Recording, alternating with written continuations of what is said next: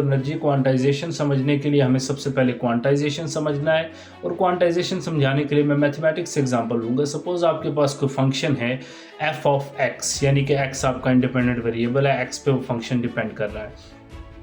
तो अगर एक्स की हर वैल्यू के ऊपर आपका फंक्शन डिफाइंड है, कोई भी ऐसी एक्स की वैल्यू नहीं है जिस पे फंक्शन अनडिफाइंड हो, स्पेशली जब आप कोई रेंज डिफाइन करें। सपोज मैं कहता हूँ कि ये मेरा फंक्शन वैलिड है 1 से 10 के दरमियान, x इज इक्वल टू 1 से लेके x इज इक्वल टू 10 तक ये फंक्शन वैलिड है।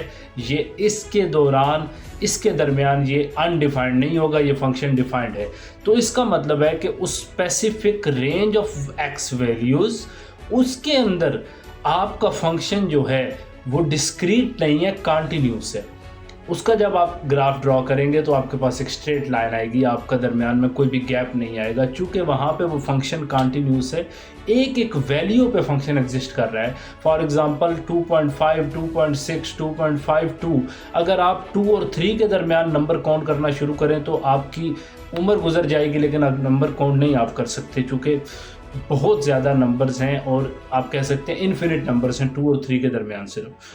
तो हर वैल्यू पे फंक्शन एग्जिस्ट कर रहा है। इसका मतलब है कि फंक्शन क्वांटाइज्ड नहीं है, जो वैल्यूज़ हैं वो क्वांटाइज्ड नहीं है।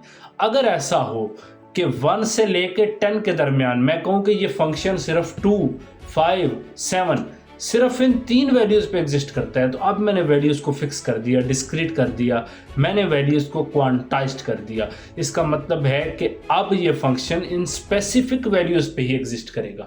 तो एनर्जी क्वांटाइजेशन का भी यही मतलब है कि एनर्जी जो एटम एब्जॉर्ब करता है या रिलीज़ करता है वो एक स्पेसिफिक फिक्स्ड अमाउंट की करता है, और वो अमाउंट एटम के उस पर डिपेंड करती है कि एटम के स्ट्रक्चर कैसा है, या एटम कौन सा है, एलिमेंट कौन सा है। लेड है तो डिफरेंट है, हीलियम है तो डिफरेंट है।